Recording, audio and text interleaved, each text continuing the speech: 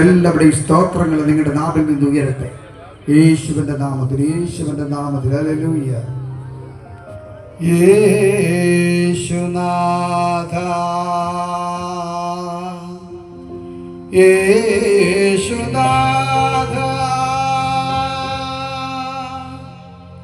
പാപപരിഹാരദേ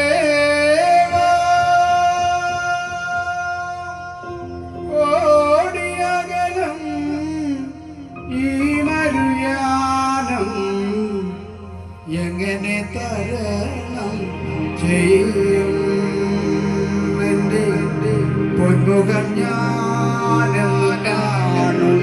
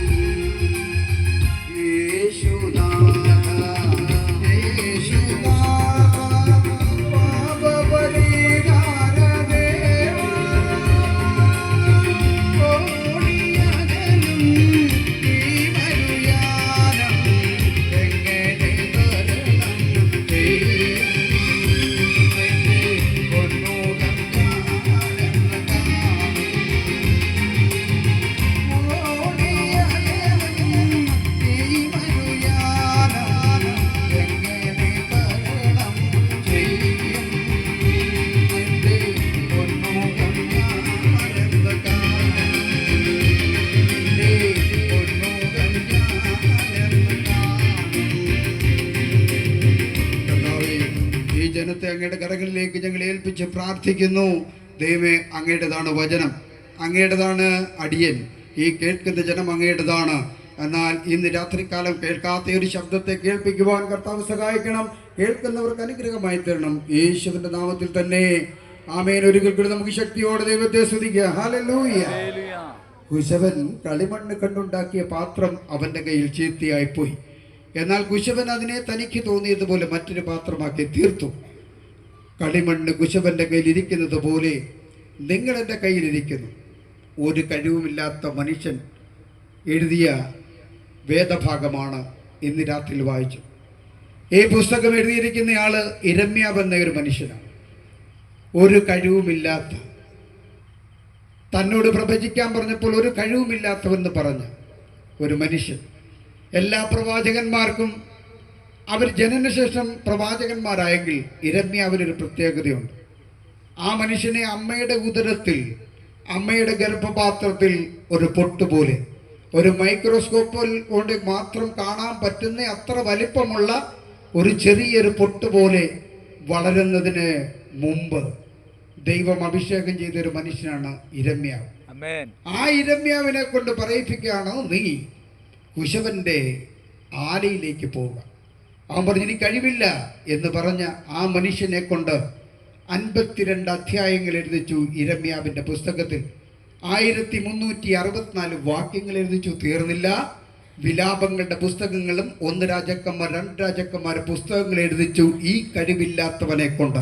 അങ്ങനെയെങ്കിൽ ഇന്ന് രാത്രി എന്നെ കേൾക്കുന്ന ആരെങ്കിലും എനിക്ക് കഴിവില്ല, ഞാൻ ഒന്നിനും കൊള്ളാത്തവനാണ്, ഒന്നിനും കൊള്ളാത്തവളാണെന്ന് ചിന്തിച്ച് ആരെങ്കിലും എന്നെ കേൾക്കുന്നുണ്ടെങ്കിൽ ദൈവത്തിന് നിന്നെ കൊണ്ടൊരു പദ്ധതിയുണ്ട്. ഒന്നിനും കൊള്ളാത്തവരെ കൊണ്ട് ഇത്രയും കാര്യം ദൈവത്തിന് ചെയ്യിക്കാമെങ്കിൽ ഇന്ന് രാത്രി എന്നെ കേൾക്കുന്ന പ്രിയപ്പെട്ടവരെ, നാം ഒന്നുമല്ല, നമുക്കൊന്നും കഴിയത്തില്ല. ഞാൻ പ്രാർത്ഥിച്ചു കഴിഞ്ഞാൽ വിടുതലില്ല, ഞാൻ പ്രസംഗിക്കാൻ എനിക്കറിയത്തില്ല, എനിക്ക് പാട്ട് പാടാൻ അറിയത്തില്ല എന്ന് ചിന്തിച്ച് ആരെങ്കിലുമൊക്കെ ഇന്ന് രാത്രി എന്നെ കേൾക്കുന്നുണ്ടെങ്കിൽ നിങ്ങളെ കൊണ്ട് പറ്റും. ദൈവത്തിന് സ്തോത്രം. കർത്താവ് നിങ്ങളുടെ അഭിഷേകം പകർന്നു കഴിഞ്ഞാൽ ഏത് കാര്യവും ചെയ്യുവാനായിട്ട് നിങ്ങളെ കൊണ്ട് സാധ്യമാകും. ദൈവത്തിന് സ്തോത്രം ചെയ്യുന്നു. ഈ ഇരമ്യാവിനെ, ഒരു കഴിവുമില്ലാത്ത ഇരമ്യാവിനെ കൊണ്ട് ഇത്രയും കാര്യങ്ങൾ ചെയ്യിപ്പാനായിട്ട് ദൈവത്തിന് കഴിയുമെങ്കിൽ എൻ്റെ പ്രിയരെ, ഒരു കഴിവുമില്ലാത്ത ഞങ്ങളെയൊക്കെ ഇങ്ങനെ നിർത്തുവാൻ സർവശക്തനായ ദൈവത്തിന് കഴിഞ്ഞല്ലോ. അതിനായി ഞാൻ ദൈവത്തിനെ സ്തോത്രം ചെയ്യുന്നു. ഇന്ന് രാത്രിക്കെല്ലാം പരാജിതനായവനെയാണ് ദൈവത്തിന് ആവശ്യം, ദൈവം തകർന്നവനെയാണ് ദൈവത്തിന് ആവശ്യം. ഇന്ന് രാത്രിക്കാലം എന്നെ ഈ ശബ്ദപരിധിയിൽ എന്നെ കേൾക്കുന്ന ഏതെങ്കിലും സിറ്റ് ഔട്ടിലിരുന്നോ വീട്ടിനകത്തിരുന്നോ ഒക്കെ എന്നത്തെ ശ്രദ്ധിക്കുന്ന ചിലരെങ്കിലും ഉണ്ടാകും. എന്തെങ്കിലുമൊക്കെ ഭാരത്താൽ പരാജയപ്പെട്ടിരിക്കുന്ന ആരെങ്കിലും ഒക്കെ കേൾക്കുന്നുണ്ടെങ്കിൽ ഇന്ന് ദൈവത്തിന്റെ വചനം കേൾക്കുമ്പോൾ പരാജയത്തെ വിജയമാക്കി തീർക്കുവാൻ തകർന്നതിനെ പണിയുന്ന ഗുരുവനെ ഞങ്ങൾ ഇവിടെ പരിചയപ്പെടുത്തും. അവനെ സ്വീകരിക്കുമ്പോൾ തകർന്നതിനെ പണിയുന്നവൻ പണിയുവാനായിട്ട് ആ ദൈവത്തിന് സാധ്യമാകും. എന്റെ പ്രിയരെ, ഈ ദൈവത്തിന്റെ വചനം ഇന്ന് രാത്രികാലം ഒരു കാര്യം ഓർത്തോണം, എവിടെയെങ്കിലും തകർച്ചയുണ്ടോ അവിടെയാണ് ദൈവത്തിന് പ്രവർത്തിക്കാൻ പറ്റുന്നത്. നമുക്കറിയാം, ദൈവവചനത്തിൽ ഇങ്ങനെ ഒരു വാക്യമുണ്ട്, ഹൃദയം നുറുങ്ങിയവർക്ക് യഹോവ സമീപസ്ഥൻ, മനസ്സ് തകർന്നവരെ അവൻ വിടുവിക്കും. ദൈവത്തിന് സ്തോത്രം ചെയ്യുന്നു. അങ്ങനെയെങ്കിൽ തകർന്നതിനെയും നുറുങ്ങിയതിനെയും ഒന്നും ആർക്കും വേണ്ട. അതിന് ഉദാഹരണമല്ലേ, നമ്മുടെ വീട്ടിൽ ആരെങ്കിലും ഒരാൾ വന്നു കഴിഞ്ഞാൽ, ഒരു ഗസ്റ്റ് വന്നു കഴിഞ്ഞാൽ ഒരു പാത്രത്തിൽ ബിസ്ക്കറ്റ് ഇട്ട് കഴിഞ്ഞാൽ അവരെടുക്കുന്നത് നിങ്ങൾ ശ്രദ്ധിച്ചോണം. ഇനി ശ്രദ്ധിച്ചില്ലെങ്കിൽ നിങ്ങൾ ശ്രദ്ധിച്ചോണം, അതിനകത്ത് പൊടിഞ്ഞതൊന്നും ആരും എടുക്കത്തില്ല. ഏറ്റവും നല്ലത് നോക്കിയായിരിക്കും ആ ബിസ്ക്കറ്റ് പാത്രത്തിൽ നിന്ന്, ആ പാത്രത്തിൽ നിന്ന് ആരെങ്കിലും എടുത്ത് കഴിക്കുന്നത്. അവസാനം നിങ്ങൾ നോക്കണം, പൊടിഞ്ഞതും നുറുങ്ങിയതും ആ പാത്രത്തിൽ കിടക്കും. ഒരു സാധാരണ നിസാരമായ ഭക്ഷണം കൊടുത്തു കഴിഞ്ഞാൽ അതിന് പോലും മനുഷ്യൻ നുറുങ്ങിയതിനെ ശ്രദ്ധിക്കാതിരിക്കുമ്പോൾ എന്റെ കർത്താവ് ഇന്ന് രാത്രികാലം ഓർത്തോണം, നുറുങ്ങിയത് എവിടെയുണ്ടോ, തകർന്നത് എവിടെയുണ്ടോ, അവനായി ദൈവത്തിന്റെ അടുക്കൽ വന്നു കഴിഞ്ഞാൽ അവനെ പണിയുന്ന ഒരു സർവശക്തനായ ദൈവമുണ്ട്.